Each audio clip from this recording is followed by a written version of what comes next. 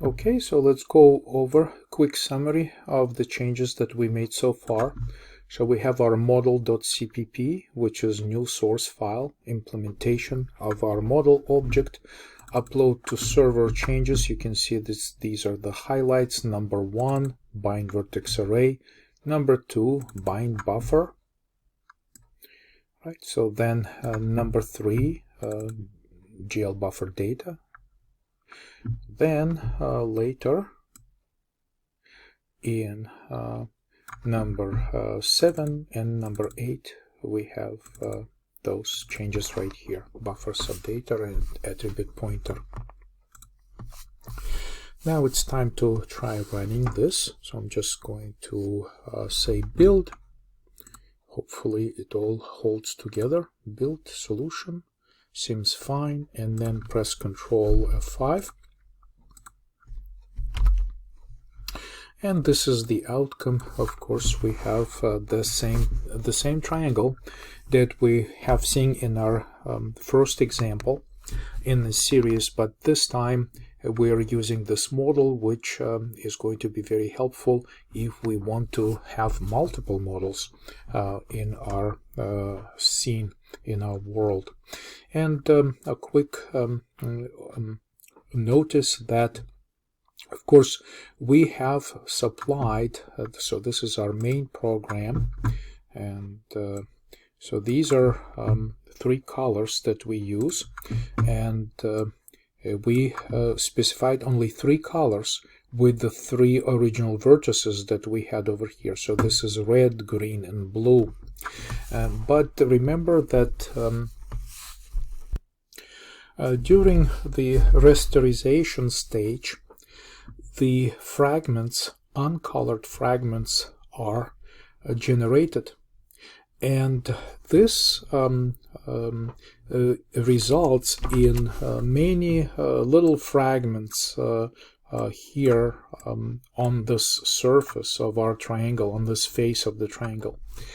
And the colors that we specify between the vertices are actually interpolated from each vertex to another vertex.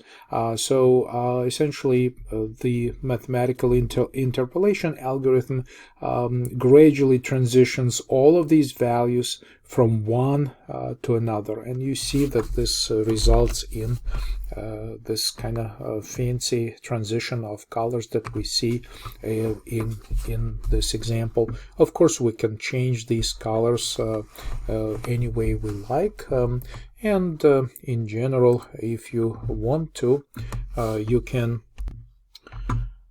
jump to Google and search for HTML color picker, and this type of thing is quite nice. You can basically get whatever the shades you like, and here, if I want a specific color, I don't know, this or this, whatever, right, what we can do is just position it, and then this is the RGB value, so we can run this through the simple computation. So if I want these colors, right, RGB color components, so these are in the range from 0 to 255. So if I wanted this color to be applied, or some other color, whatever, just something distinct like this, right? So something like this, for example.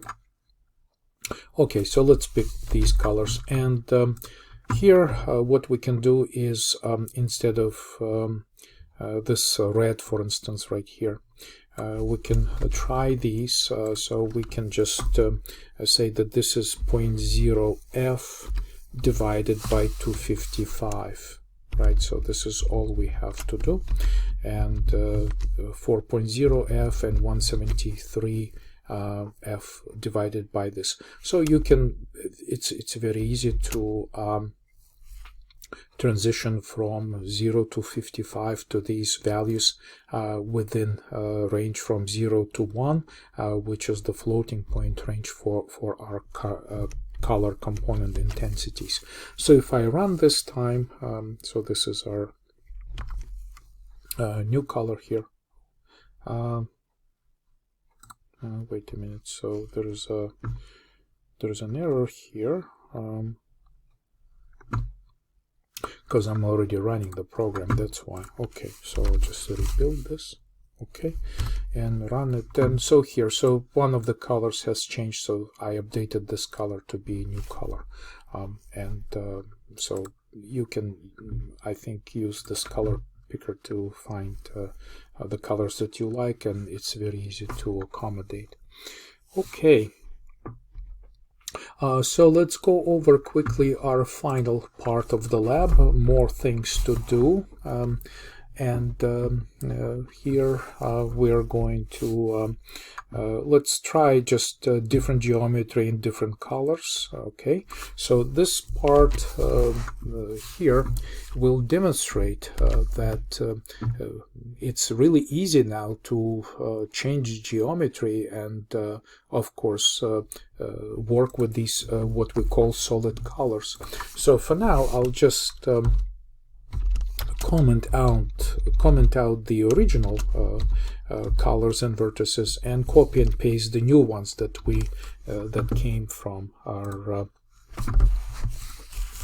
lab handout, right? And so now let's stop this and rerun our application. So again, my change was that I commented out vertices and colors and changed them to these vertices and colors. So Control F5 to build and run. So you see this now updated to this kind of version of Triforce symbol from Nintendo's original Legend of Zelda video game. Okay, so this works fine, and also to finalize this, we had one more thing to try. Again, you can change the polygon mode, and I think we can do this at the beginning of the function. If we'd like to use this specific polygon mode, we can do this inside upload to server, or we can do it in our main function. So it really can be done pretty much anywhere. So I will try it right here, right? So if I just say, okay, let's use this polygon mode, and again we can try this with our model, but basically go to the model and make it part of upload to server. But this polygon mode should be showing the lines. Again, press Control F5, and here you go. So now we're rendering the lines.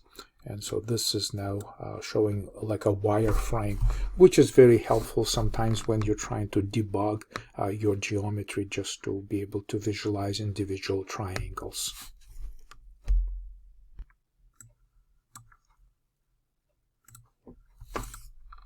So again, no files to submit, but remember to post your questions on the discussion forum if you experience any issues in your own project environment.